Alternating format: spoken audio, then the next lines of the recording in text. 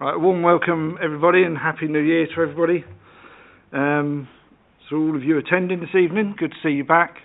And also to our viewers watching live on the Council's YouTube channel, Hillingdon, London. Details of the business to be considered today is shown on the agendas, copies of which are available online under the live broadcast. We're not expecting a fire alarm this evening, so if a fire alarm does go off, we do have to evacuate. Follow officers and designated meeting points are out the front of the Civic Centre. Mobile and tablet devices, can I ask that you switch those off before this meeting starts, because there's nothing worse than if the phone rings halfway through a meeting or starts vibrating because messages are coming through. It can put a lot of people off. Declarations of interest, please ensure you identify which item you have an interest in. State whether your interest is pecuniary or non-pecuniary. Give the reason that you have an interest. Members need not declare an interest in any item on the agenda where they've already listed this interest on the register of interest. A lot of interest in there. Furthermore, you do not need to declare an interest just because you are, for example, a ward councillor.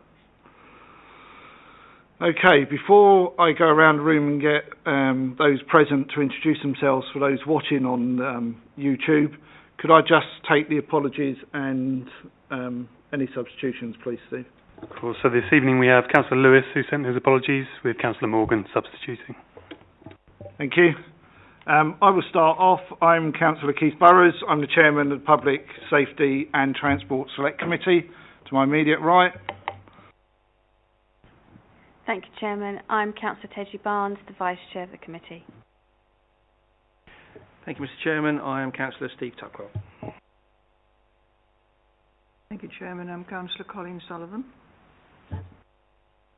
Good evening, Mr. Chairman. I'm Councillor John Morgan, substitute.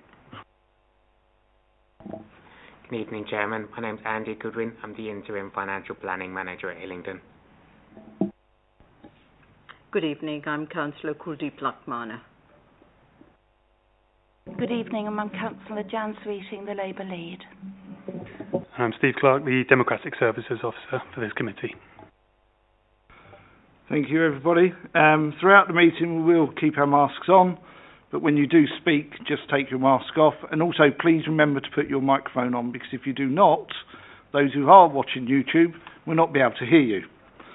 So we come to item 2, which is declarations of interest. Does anybody have any declarations of interest in the business for us this evening?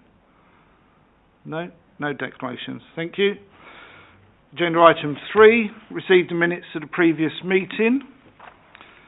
I will do what I usually do and go page by page. If you do have any changes or alterations, please indicate. So we have page 1, page 2, page 3, page 4, page 5, page 6, and obviously the bottom of page 7 there, or the top of page 7, is just telling us when the meeting commenced and closed. Can I take that we are in agreement that that is an accurate copy of our meeting held? Agreed. Thank you. Right, confirm the items of business marked as part 1 be considered in public. Items marked part 2 be considered in private. We have no part 2 items on our agenda, so everything will be considered in public. So we move on to agenda item 5, which is to do with the current budget proposals for services which are within the remit of this committee. And I'll just ask Steve to clarify, please, that we are only to comment on anything that comes under public safety and transport and not anything outside this area. We say covered by other select committees. Yes, yeah. Essentially, anything not under Councillor Riley's public safety and transport portfolio are covered by other select committees. So comments are restricted to what's within this select committee's remit. Thank you. And we have Andy here this evening. Andy, are you going to present this, or are you here just to answer any questions that we've got that we may have for you? Thank you, Chair. I was going to run through an overview of the budget rather than go through the whole paper and then open up the questions. That's what I was hoping you'd say. So I will hand over to you now, Andy, just to run us through. And then if anybody has questions, please indicate. But I want to remind you, we are only commenting on the remit of this select committee. Anything outside that, we will not discuss. So, Andy, it's over to you. Thank you. Thank you, Chair. So today is our second appearance within the financial year that we attend these meetings, with the first appearance being back in the summer, where we presented an update on the Council's budget cap and the framework for setting the Council's budget going forward. So the budget has progressed since that time. December Cabinet, we presented the administration presented the consultation budget, with the opening up invitation from select committees and for the public to provide feedback on those proposals. So I'm not going to run through the whole report. As I said, I'm going to give you a strategic overview of the budget. So following the spending review announced by the Chancellor, we're modelling a 1% adult social care precept to be applied to council tax, alongside a 1.8% core increase in council tax, which means by 26-27 we'll have an additional 32 million of additional funds to invest back in public service delivery. However, we have growing demand for services, including legacy issues related to COVID-19, alongside inflationary pressures and the need to fund capital investment, which across the borough will add £66 million to the running costs of the council. This budget therefore presents a budget gap of 34 million over the medium term, so that's in the context of the 21-22 approved budget of 238 million, which is a large significant value, but by no means insurmountable. So work to date has identified £30 million of savings, leaving a remaining gap of 5 million to be addressed through future iterations of the budget strategy. Importantly, 22-23 includes no drawdowns from general balances to deliver a balanced budget. The impact of COVID-19 is clearly a significant feature at the moment. So 2021 we spent £32 million tackling the pandemic, and this year we're forecasting a further 19 million. All of that spend to date has been covered by central government funding. However, there's an estimated £7 million of further pandemic-related costs going over the 5-year budget strategy. For example, through increased demand through social care.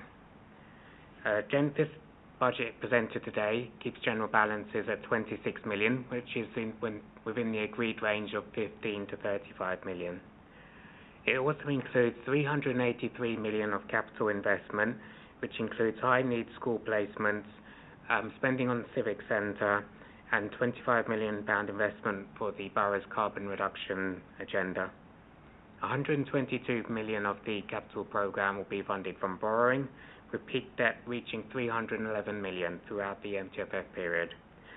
The repayment of this debt and the servicing of the debt is included within the budget gap in the budget presented today. So in terms of this particular committee, the Public Safety and Transport Committee, Table 2 in the report looks at the changes from the 2021-22 budget through to the 22-23 draft budget. So this includes 885,000 of inflation being added to the budget. Half of that relates to workforce within the remit of this committee, and the other half is spread across energy costs associated with street lighting and contracts within parking services and highways delivery. Savings of 1,754,000 have been identified that fall within the remit of this committee, which includes 200k related to a review of the parking service and the remaining balance from fees and charges uplifts across services within the remit of the committee. Thank you, Chair. Thank you, Andy. Any questions from Councillor Sweeting? Thank you, Chair, and thank you very much, Andy, for the report. The figures in this narrative are quite reduced compared to other years, and therefore I've got quite a few questions, if I may.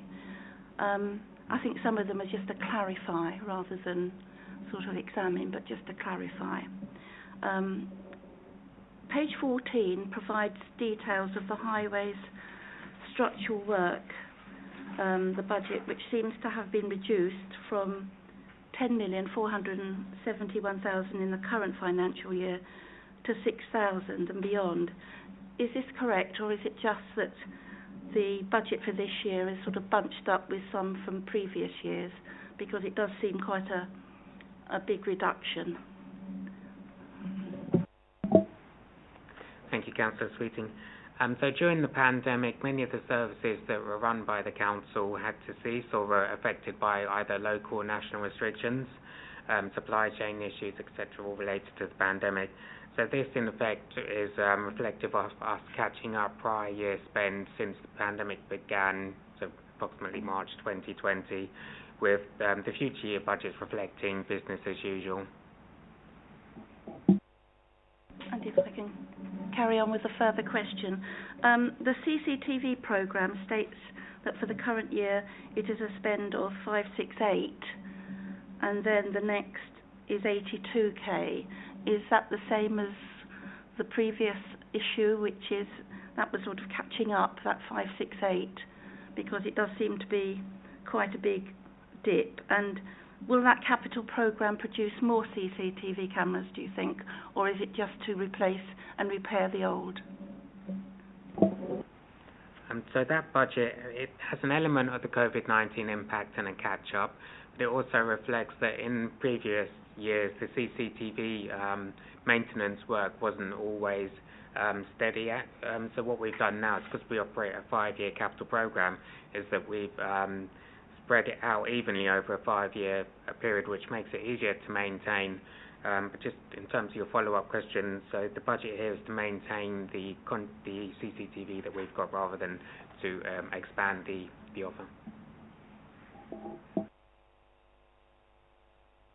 How many more do you have, Councillor Sweeting? I've got about 4 others. I'll bring in Councillor O'Mana first, and then I'll come back. Thank you. Councillor O'Mana. Thank you, Chair. Thank you, Andy, for the overview.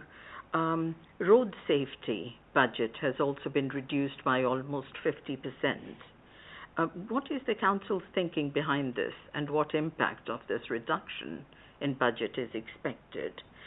Considering Councillor Riley's comment in Hillingdon People, where he said road safety is a major priority for the Council and himself. Thank you. Actually, the response is rather similar in that it's all related to the pandemic, and we're having a catch-up period. So, as you say, road safety is obviously an important factor. So, we want to catch up with the programme of works that have been impacted since the beginning of the pandemic. So, we've got an increase in spend here, which is related to prior years' budgets being rolled forward where they were unspent, so we can then deliver the programme and bring it up to date. And then after that, we have a standard programme of works.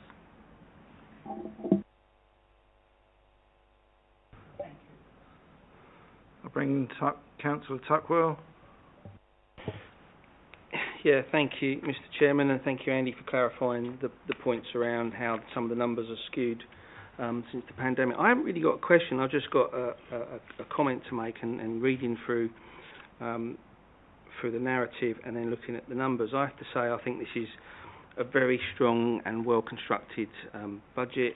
Clearly, from what you said and what we can see in the report, it is demand-led. There are a lot of pressures we need to recover, and we obviously need to be picking up what hasn't been spent before. So that, hence why numbers are skewed. I think the other thing that in here is it sort of addresses the uncertainty in terms of COVID, which is good. But for the pleasing for me, I think, picking up on some of the points that have been made previously, the investment in highways, street lighting and CCTV, it's really good that we were able to sort of put this in and see it in black and white in front of us, which is our key areas this committee is overseeing. So those are just my comments, Mr. Chairman, and I welcome this budget. Thank you, Councillor Tuckwell. I'll come back to Councillor Sweeting. Thank you, Chair. Transport for London has increased its grant to the Council by 500k. Is this grant confirmed, seeing that Transport for London is obviously having some challenges concerning its revenue because of the increases in the number of people using transport in London. So the council's actually still awaiting the final TfL settlement. So at the moment we've put a draft budget together. The assumption is that once the TfL settlement comes out, which is unlikely to be before February Cabinet and the budget presented to February Council, we'll then have to look at whether we need to do a budget amendment, which will be via a recommendation in the Council's budget monitoring report. The big issue, I think, is the amount of savings that are coming from increased fees and charges.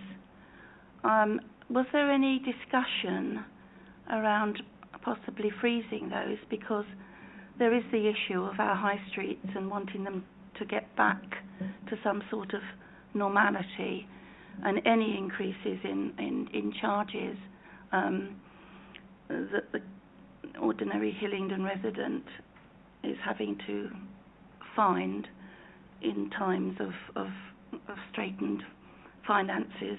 I just wondered whether there was any view on that. Thank you, Councillor. So every year we carry out benchmarking exercises where we review our fees and charges in the context of our neighbouring boroughs and any other benchmarking data that's available. So across our neighbouring boroughs, they currently charge, on average, per resident £150 through various fees and charges. With should we implement the proposed budget changes in this paper, our fees and charges per resident will increase to £113, so we'll still be significantly below other boroughs. So in terms of that was our kind of review in terms of affordability. Thank you. Last one, if I may. You may, Councillor Sweeting. Thank you very much, Chair. I look at this very bulky document, Cabinet B, and I did find it important to look at that as well as the report before us. So I'm referring to Cabinet B papers. The capital project lists 65 million, so much for the programme of works in respect to the road network. How does this equate with the highway structural work figure on page 14? Because they don't seem to balance. Again, is this all borrowed money, and how much of this comes from Transport for London? Sorry, Councillor, would you mind letting me know which paragraph number you're looking at in the Appendix B? Thank you. I'll have a look as well.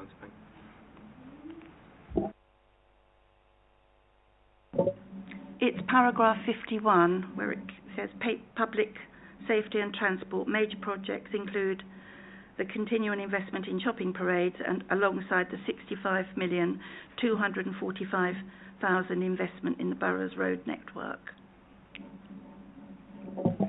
Thank you, Councillor. So I believe that this is because this includes previous years, so it would normally include the prior year's allocations. I can go back and check that for you and come back with an answer. Thank you very much. Thank you. Are there any other comments? I agree with Councillor Tuckwell. It is a very sound budget that's been put together in very difficult times. Councils up and down the country are facing difficult times, and Hillingdon again though are still leading and putting their residents first. It's a very strong budget proposal for the areas within public safety and transport, with the investment in street lighting, highways. The fees and charges did need to be reviewed, and you're quite right in what you say, Andy. We do benchmark, and it's very clear that we still are more favourable than our neighbouring boroughs when you look at per head of what the cost is when we take those fees and charges. So there's certainly comments I think that can go forward, that is strong, well constructed. It has been a very, very difficult year for everybody, not just us as councillors, but for our residents, for our businesses, and the country as a whole. And as a council, we have to set a budget. We have to set a balanced budget, and we have to set a budget that is going to see us through the coming years. And I think this budget definitely will. It has been very well thought through. The areas are still in there, the investment's still in there, the CCTV is getting investment, upgrade, street lighting, we're still doing street lighting. That's going to come into the EV project as well. Highways, we're still investing in our highways, our pavements. So I think this committee should be quite happy with what they've seen before them this evening. The only fly in the ointment, I think Andy has already mentioned it, is the actual final TfL settlement. And every year we go through this as a council, we get a figure, but we never know until that email and that piece of paper actually physically arrives that your figure's actually going to be this. And you're quite right in what you say, Andy.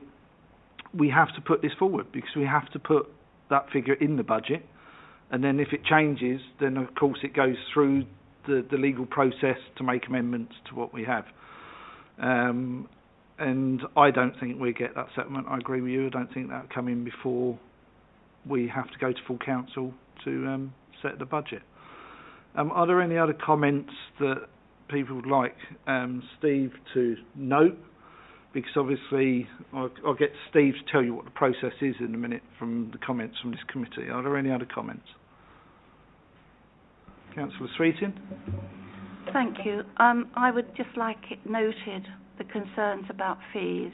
I know that we can compare ourselves to other boroughs, but we are looking at our own residents here, and I know from my inbox and my emails that there are some people finding things very, very difficult, and they're going to be finding things very difficult in the next financial year. I would also ask whether a thing in another place is likely to disrupt our budget.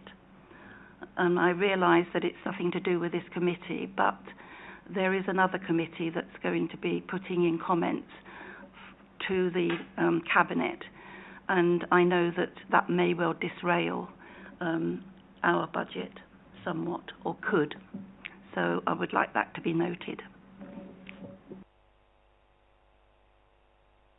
I can't see how we can note a comment that this could derail what we're doing, because if it does, then it obviously would be quite factual. I don't think we can make a comment that it could derail the budget, but I'll ask Steve. So essentially on that, if it's outside of the remit of this committee, it can go in the minutes, but it wouldn't be in the formal comments submitted to Cabinet from this committee. I accept that. Thank you. Mm-hmm. Councillor McMahon, I think you indicated. I did. Thank you, Chair. I just had one question which I wanted clarification on, please. The budget for the emergency active travel has been reduced from 43k to 0. What does this involve, and how will residents be affected, please?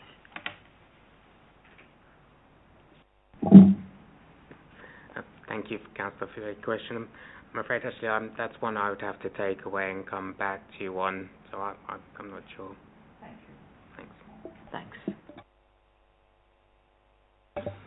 Okay, Councillor Barnes? I can get this off. Yeah, just lastly, I just want to thank you, Chairman. I just wanted to agree with your comments, and I feel this is a really robust, solid budget, and it's so good to see how much money is getting invested and continues to get invested into our roads and our road safety and everything about it. Thank you. Any other comments? Councillor Sullivan? I have no comments other to say that I welcome the budget. Thank you.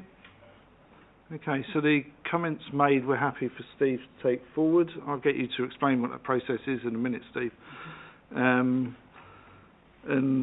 you know, when we're talking about our residents and knowing how hard the year's been and everything for them, we have a Mayor for London announces today that he wants to possibly charge people per mile. I don't think that helps people very much within our borough. But we'll see how that goes. Sorry, Chair, that's not relevant to this committee. So it is when it affects residents of Hillingdon. Steve, can you just explain what the process is, please, for how this gets taken forward? Because this doesn't go direct to Cabinet, does it? So comments from the committee this evening will go to the Corporate Services and Property Select Committee. They receive the comments from all the select committees before they are then finally submitted to Cabinet. Tonight we won't agree verbatim what those comments are going to be, but if you delegate to myself to draft the comments based on what's been said, to be agreed by yourself as the chair in consultation with the opposition lead, then that's how we'll formalise our final comments for the Corporate Services and Property Select Committee. Thanks, Steve. I'm happy with that. Councillor Sweetin, you happy with moving forward on that process? Okay, thank you. Thank you, everybody. Thank you, Andy, for going through that for us as well. It's been tough times for everybody within finance as well, I know, especially where a lot of this is catch-up, which, as Councillor Sweetin has alluded to, and Councillor Tuckwell, it has skewed the figures somewhat. And when you're looking at what it is there, and then you're going forward, you think, well, hold on a minute, that's dipped. But you've explained that very well. So thank you for attending our committee and explaining that to us. So thank you, and take our thanks back to everybody in finance that's worked hard on this. Thank you. Thank you, Chair. We now come on to agenda item 6, which is our Select Committee review, electric vehicle infrastructure and future policy direction for the borough. There is a draft recommendation sheet which hopefully everybody's got sight of. And a recommendation on this particular item is that the committee comment on and suggest potential recommendations to be included within the final report to Cabinet. I've been through these recommendations and personally I'm very happy with them. I think it has pulled out different elements that we've heard over from different witnesses, and hopefully moving forward we start to move and this committee becomes part of that evolving EV project across Hillingdon as Hillingdon starts to move forward for its residents. Does anybody have any comments they want to make at this moment? Councillor Barnes? Thank you, Chairman. I just wanted to say it's so good to see that under the short term, point 1 is to get the website up and running so that we can relate information to our residents and then back, and then point 2, to have engagements with the residents to make sure that we know what we're doing and we're going in the right way so everybody actually benefits properly from this infrastructure. Thank you. Councillor Sweetin? Thank you, Chair. Yes, I received this quite late this afternoon and I'd already put together some of my points because what we were left with were the minutes of the last meetings, and so I went through and trawled through. And most of what I've put down and I shared with the clerk and the chair are included in this report. However, I do find the short-term recommendations rather light. I mean, 2 of them, well, in fact, 3 of them is what I recommended through my comments to this committee. The 2 being engaging with residents, and that is so very, very important. And if you remember, I suggested that right from the start when it was suggested this major review rather than antisocial behaviour. And the 3rd is noted because we're already doing that. So I do find that quite minimal. I'd also like to ask what medium term means. Are we talking of months? Are we talking of years? I would also suggest that we do include point that I've made in my list, that the council's domestic vehicle crossover policy be revisited. Now, I know there's 2 petitions going on that, and we've all had those, and that needs to go through the proper process. Totally recommend and realise that. But the whole point of that, I think, is to try to increase the capacity of people being able to charge their vehicles in their own properties, because this will release, with a bit of luck, the need for councils to put too many EV points on the pavement, which Councillor Riley has already said when he addressed us is cluttered, and he has concerns about the cluttered nature of our pavements, especially in areas that have got very limited parking. So I would ask that maybe in the medium term we can put something about the council's domestic vehicle crossover issue, please. The issue we've got with that is because it is subject to a cabinet member petition and therefore is already within a process, we cannot recommend it to cabinet because the lead petitioners know that this is already up for the relevant cabinet member to hear their petitions, and he will make the decision on them, and therefore we cannot and should not put that into our recommendations when it's already in the system awaiting a cabinet member petition hearing. I will ask Steve to clarify that for me, but I think I'm factually correct because it is already in the democratic process of being heard from residents. Of course, so we've received the 2... Oh, if you want to... Answer that. I did put in my paper that I sent to the chair and to you, the clerk, decisions on this made once the petition on this issue is considered by the cabinet member. So I did put that as a proviso. So I do recognise it has to go through the correct process, but it is an issue of capacity, I think, that needs to be addressed. Yeah, I think there's nothing stopping the committee noting this in their final report because it was brought up at the last meeting with Councillor Riley as an important way of appropriately facilitating as much home charging where it's possible. So I don't see any qualms with including it in the report because it's currently under review separately by the Highways Department, and part of that review is going to be the petition hearing with those lead petitioners. It's effectively already in the works, so the committee could note it. I can put it in that final report. That comments about that were made. It would be the committee's decision whether they wish to include it in the recommendations from this review. Seeing as it's ongoing, it isn't finalised yet. So yeah, it'd be up to the committee though to decide if they would like to see that in the recommendations. So I'll bring you in a second, Councillor Tuckwell. I just want to clarify with you, Steve. You're saying you could put it in, but do you want us to make a decision whether it goes in now, or do you want us to make a decision once the draft report has been already put together? Because if it's in the draft report already put together, then you're going to have to rewrite it if the majority of the committee decide to take it out. Either way is fine with me. Okay, Councillor Tuckwell. Thank you, and I get all the reasons with a live petition hearing, and we don't want that to be predetermined, you know, because it's good to hear that it's under review, and I think this committee needs to pat itself on the back, because I remember several meetings ago in the other room where we had the live feed with the resident who was giving information. That was a topic of information. I think I raised the point actually, so I'll pat myself on the back. Where Dr. Alan Tilley took that point away, and he's the Highways officer, senior officer in Highways.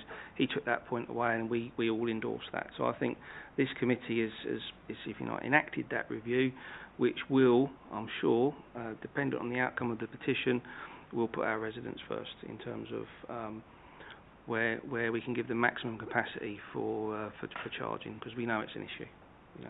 But I think we don't want to be predetermining anything at this stage. Councillor Morgan. Thank you very much, Mr. Chairman. Yeah, I'm going to say I quite like these recommendations that we have here at the moment. The only thing I think that we could possibly bring in is to monitor the usage of the charging points, especially those in the car parks. It's pointless us spending lots of money if we put them into a car park and they just get vandalised or never used. Thank you.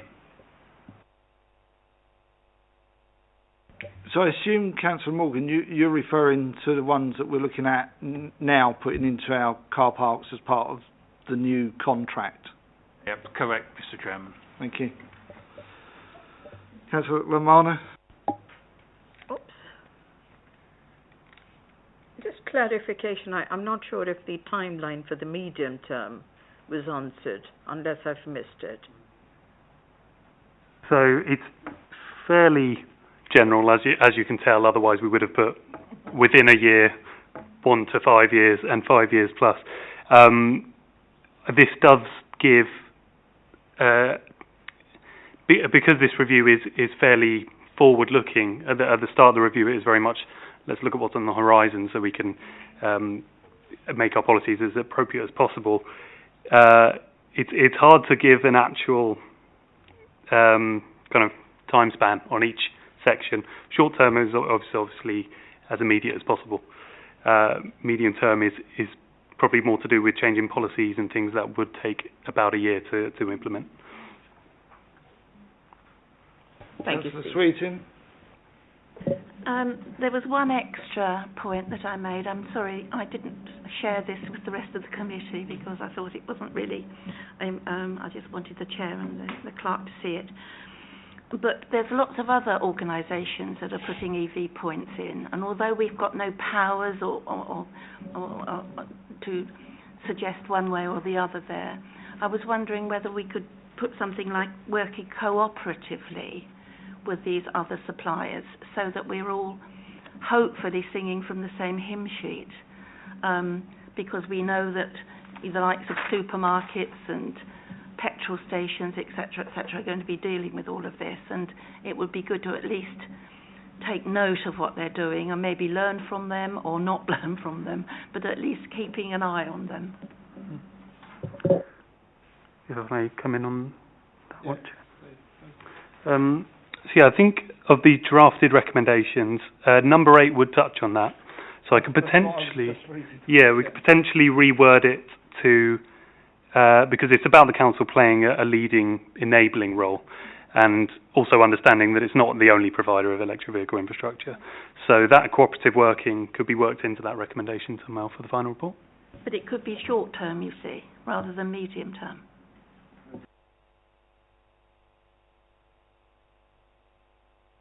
That recommendation's longer term. Recommendation 8 is over the page. But I think it does need slight rewording. Because obviously you get in what you can currently under the contract, see how that goes through. I do take on the point, Councillor Morgan, you have a valid point about the new EV points we're putting into car parks. We do need to monitor them somehow, see how the usage is on them. Also, to look whether or not they are being vandalised. Fingers crossed they won't. Certainly I haven't heard of any in the borough at the moment being vandalised. So may that continue.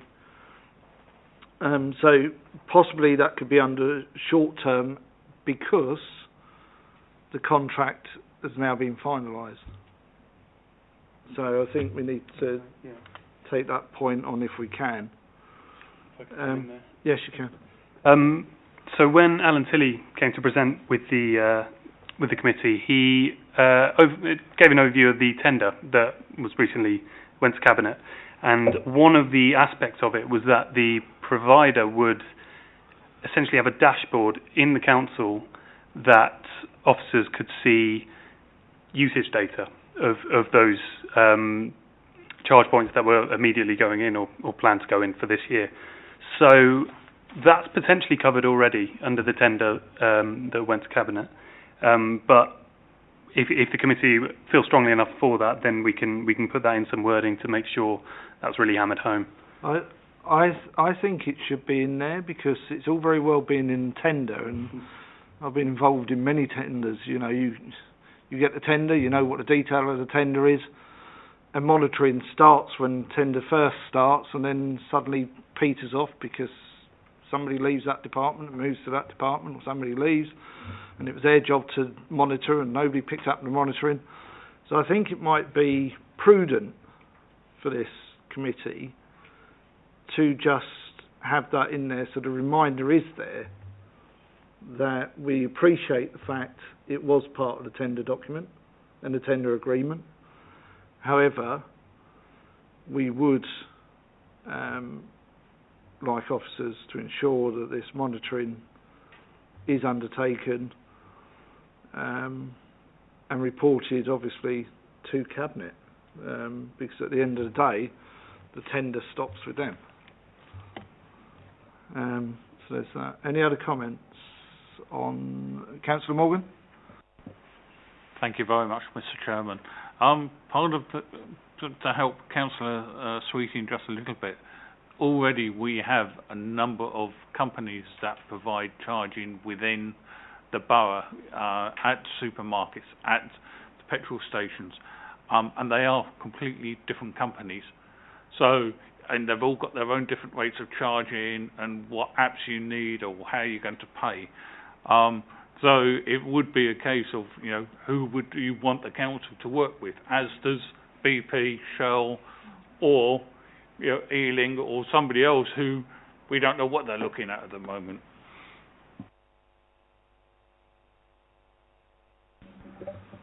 So Sweeting?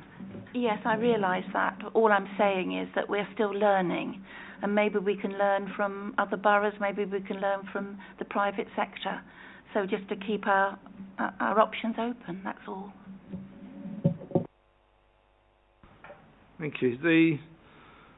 The one point I think we do have to come back to still, because I don't think we've landed on it, or we haven't really made a decision on it, and that's with two outstanding petitions. Do we put in about the policy, the crossover policy, as a recommendation is reviewed? I agree with Councillor Tuckwell. I've done petitions in my Cabinet role for over a decade, and none of them were ever mentioned prior in a Cabinet recommendation before I'd made a decision, because basically we are almost preempting and telling the Cabinet member this has got to be your decision.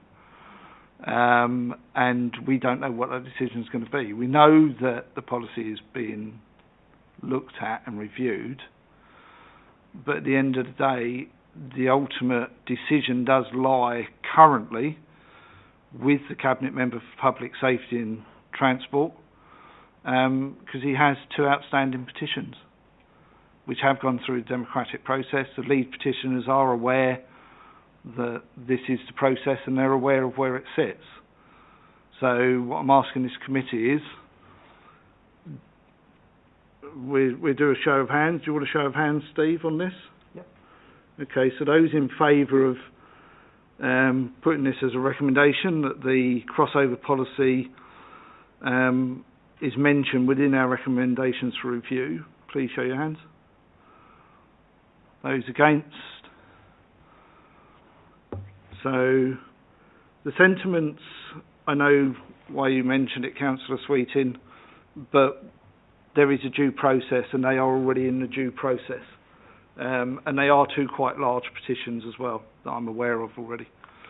So I think it's only right that the relevant Cabinet member makes that decision, not a committee telling the Cabinet and Cabinet member what his decision should be before he's made the decision.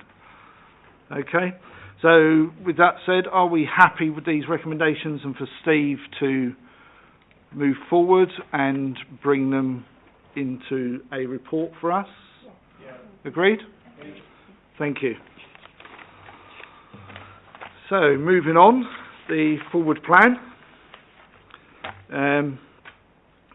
There's not much within here really, but the recommendation is that the Public Safety and Transport Select Committee notes a Cabinet forward plan.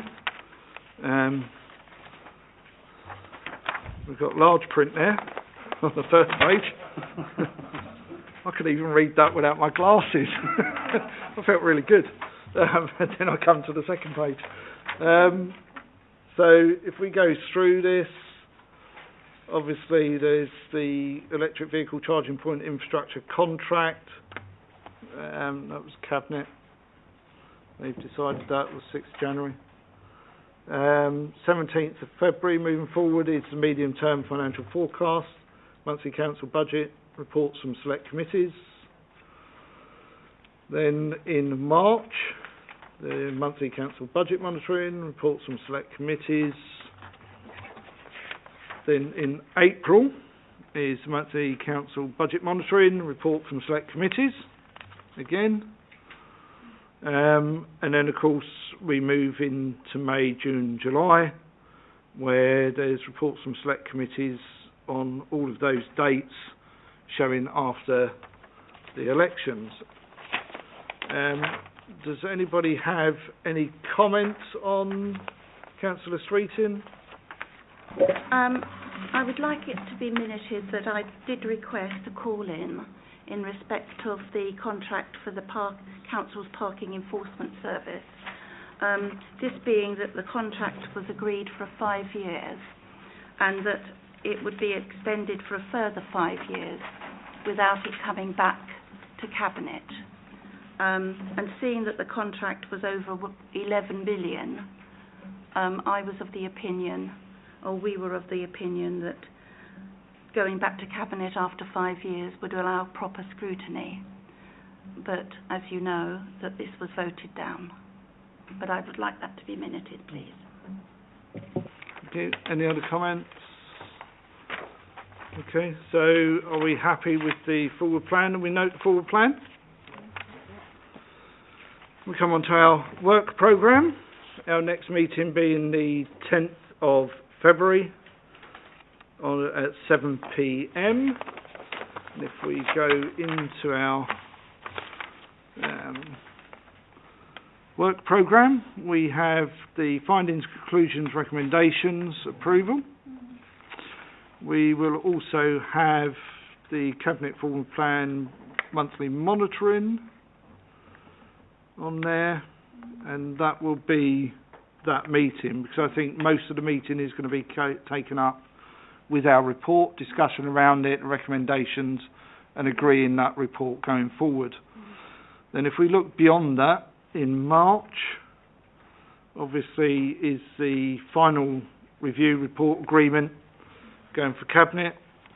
We also have the forward plan monitoring, but we also have, I believe, if we follow this across, is it the ASBIT one?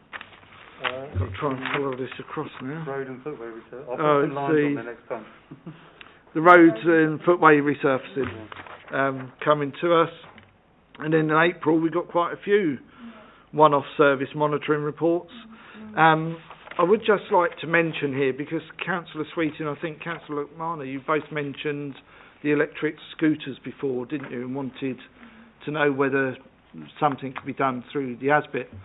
But I believe the clerk has informed you already and informed other members of this committee that unfortunately that's not a council responsibility, that's a responsibility of the police. Which in a way I found odd, but that's the way it's been devolved. So unfortunately our ASBIT can do nothing. If they knock you over, you have to phone a police officer or find a police officer. So unfortunately we cannot look at those, but I would have liked ASBIT to look at them, to be honest.